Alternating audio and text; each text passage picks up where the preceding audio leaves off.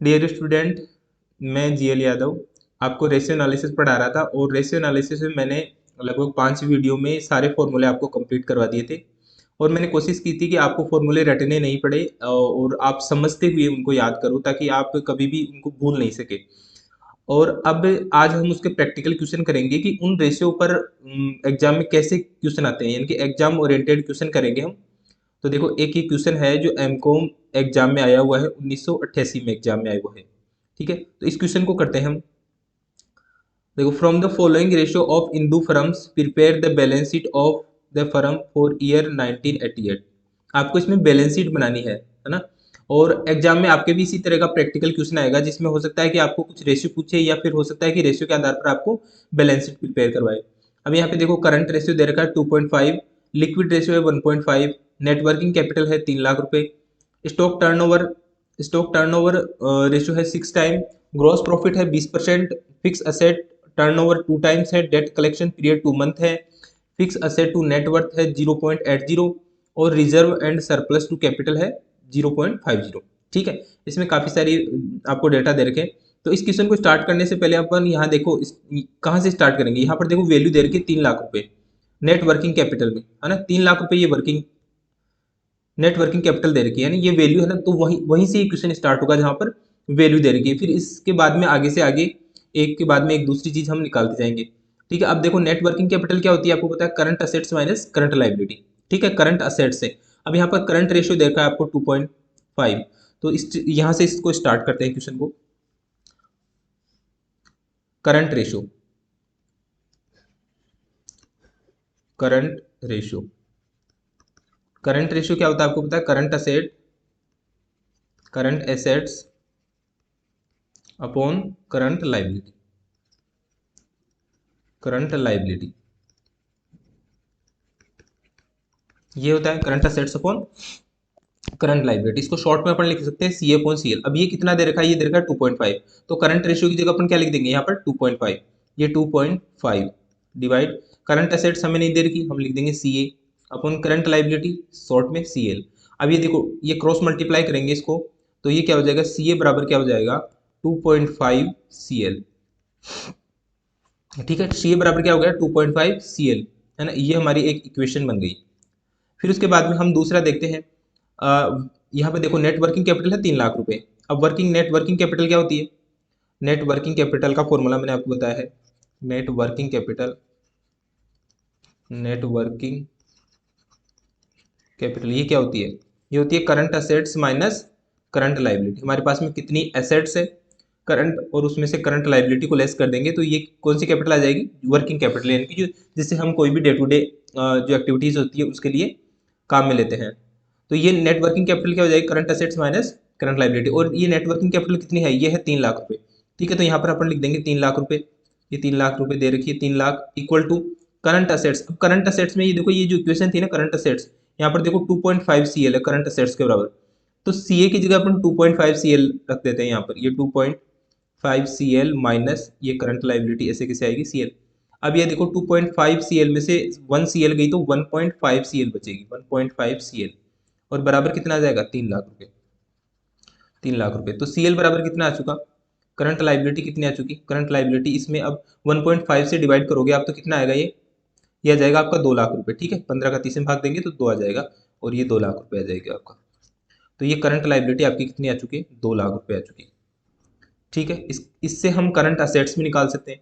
Current assets क्या होती है 2.5 सी एल, और सी एल कितनी आ रही है 2 लाख रुपए, ये 2 लाख रुपए। तो करंट असेट्स हमारी कितनी होगी, करंट असेट्स कितनी होगी, ये होगी 5 लाख रुपए। करंट असेट्स कितनी होगी 5 लाख रुपए, ये करंट असेट्स आ चुकी। अब देखो बैलेंस शीट में करंट लाइबिलिटी और करंट असेट्स ये दिखाई जाते हैं, लेकिन इसमें करंट असेट्स का भी आगे मतलब इसका क्लासिफिकेशन होता है कि इसमें करंट असेट्स में और क्या क्या चीजें आएंगी। नहीं, अभी हमने करंट असेट्स निकाल ली। ठीक है, अब आगे चलते हैं। अब यहाँ पे देखो, अगला रेशियो है लिक्विड रेशियो। ये कितना है, ये है 1.5। 1.5 लिक्विड रेशियो है वहां पर। अब हम लिक्विड रेशियो निकालते हैं। लिक्विड रेशियो, और ये क्या होता है, ये होता है करंट असेट्स माइनस इसमें से क्या लेस करते हैं, इन्वेंट्री या स्टॉक। और डिवाइड में क्या आता है, current liability, current liability, current liability, यही फॉर्मूला होता है। अब यहाँ पर ये करंट लिक्विड रेशियो कितना दे रखा है 1.5, तो हम लिख देंगे 1.5। करंट असेट्स कितनी थी, करंट असेट्स थी हमारे 5 लाख रुपए, और 5 लाख में से इन्वेंट्री लेस करेंगे, इन्वेंट्री, और करंट लाइबिलिटी कितनी थी, करंट लाइबिलिटी थी हमारी 2 लाख रुपए, ये हमने लिख दी करंट लाइबिलिटी। अब ये क्रॉस मल्टीप्लाई करेंगे तो ये 2 लाख इससे गुना होगा तो 3 लाख हो जाएगा, और इधर 5 लाख माइनस इन्वेंट्री, तो इन्वेंट्री बराबर कितना हो जाएगा 5 लाख माइनस 3 लाख, यानी कि 2 लाख, इन्वेंट्री कितनी हो जाएगी 2 लाख रुपए,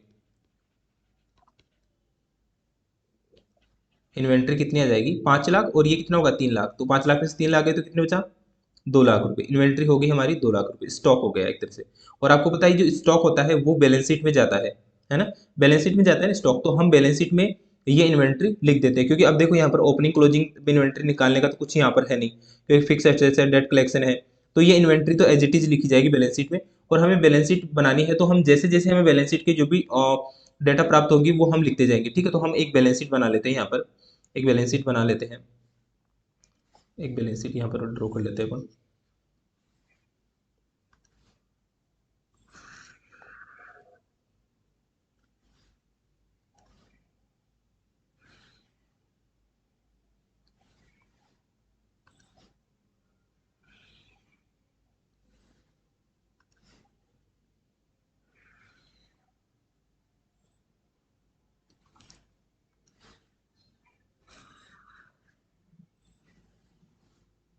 ठीक है, ये है balance sheet, balance sheet as on 31 March 1988, ठीक है। यहाँ पे क्या आ जाएगा एसेट्स, यहाँ पर आ जाएगा अमाउंट, यहाँ पर आ जाएगा अमाउंट, और यहाँ पर लाइबिलिटी, लाइबिलिटीज। अब यहाँ पर इन्वेंट्री हमारे आ चुकी है, इन्वेंट्री हमारे आ चुकी, तो यहाँ पर अपन लिख देंगे स्टॉक, और स्टॉक कितना है हमारे, स्टॉक आ गया 2 लाख रुपए, ये 2 लाख रुपए लिख दिए, ठीक है।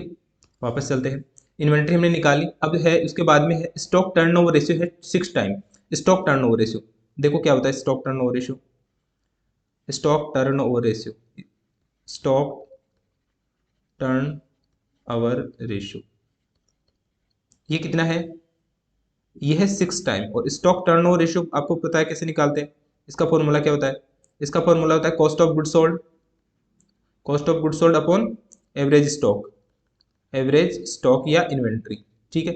अब यहाँ पर देखो ये कितना आ रहा है, ये आ रहा है 6 टाइम, 6 टाइम यहाँ पे लिख देंगे 6 टाइम, तो 6 बराबर कॉस्ट ऑफ गुड सोल्ड हमें पता नहीं, तो हम लिख देंगे कॉस्ट ऑफ गुड सोल्ड, और एवरेज स्टॉक कितना है, एवरेज स्टॉक आ रहा है आपके 2 लाख रुपए, इन्वेंट्री जो है वही आप वही आपका स्टॉक है। तो ये क्रॉस मल्टीप्लाई करेंगे तो आपका जो कॉस्ट ऑफ गुड सोल्ड है, कॉस्ट ऑफ गुड सोल्ड ये कितना आ जाएगा, 6 को 2 लाख से गुना करेंगे तो हो जाएगा 12 लाख रुपए, तो ये कॉस्ट ऑफ गुड सोल्ड आ चुका हमारा, कॉस्ट ऑफ गुड सोल्ड कितना है 12 लाख रुपए है।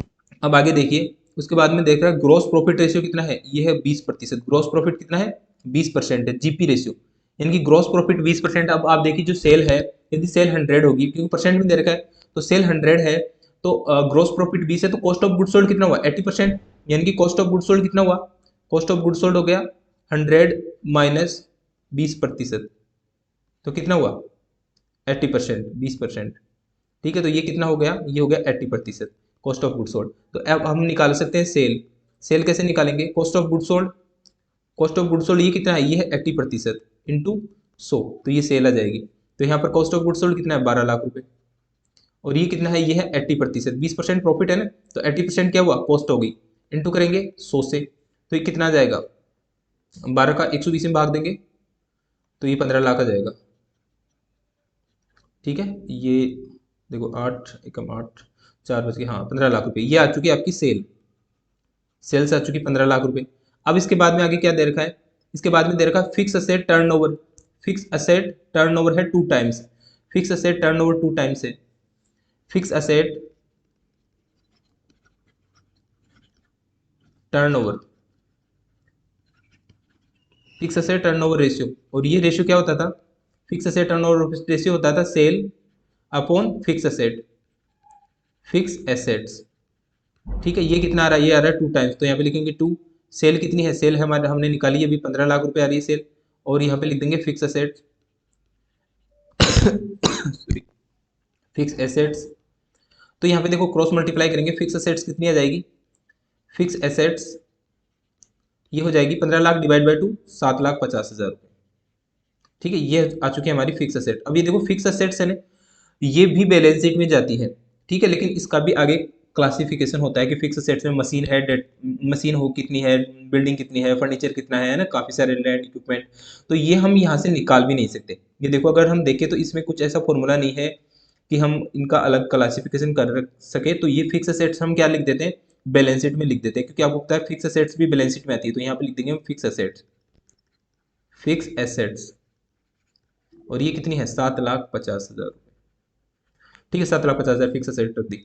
वापस चलते हैं, फिक्स एसेट निकाल ली हमने। अब उसके बाद में दे रखा है fix asset turnover ratio 2 times निकाल लिया। डेटर कलेक्शन पीरियड कितना है, 2 मंथ है debtor collection period. Debtor collection period कितना है, 2 मंथ। अब देखो डेटर कलेक्शन पीरियड का फॉर्मूला क्या होता था,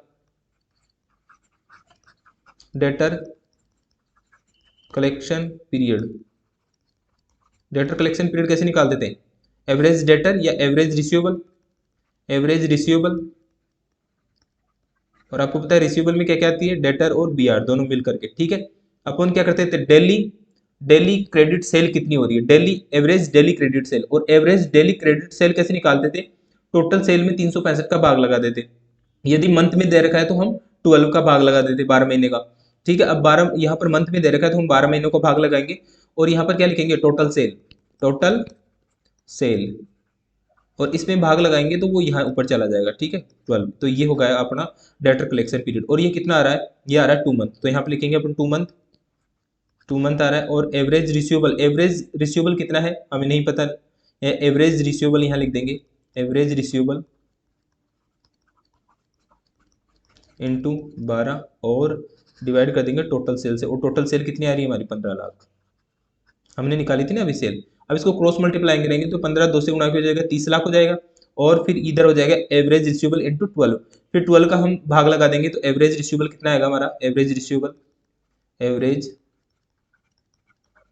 एवरेज रिसीवेबल आ जाएगा हमारा 30 लाख। 30 लाख डिवाइड किससे करेंगे, 12 से करेंगे। तो देखो 12 का भाग देंगे हम तो कितना जाएगा, 2 बार जाएगा 24 आ जाएगा, 6 हो जाएंगे। और 6 से बचेंगे 60 हो जाएंगे। और ये 5 और फिर ये 0, कितना हो चुका, 2,50,000 रुपये। 2,50,000 हमारे एवरेज रिसीवेबल आ चुकी है। रिसीवेबल में क्या होता है, मैंने बताया कि डेटर और बीआर दोनों चीजें होती है। अब यहाँ पर बीआर तो अपन निकाल ही नहीं सकते, तो इसको हम क्या मानेंगे, इसको हम डेटर्स मान सकते हैं। ठीक है, तो हम लिख देते हैं बैलेंस शीट में ये भी रिसीवेबल्स। और यहाँ पर हम चलते हैं रिसीवेबल्स, रिसीवेबल्स कितने हैं, 2,50,000 रुपये। ये हमने रिसीवेबल्स लिख दिया। वापस चले क्वेश्चन में। अब इसमें बाद में दे रखा है fix asset to net worth 0.80, fix asset to net worth कितना है, 0.80। Fix asset, fix asset to net worth,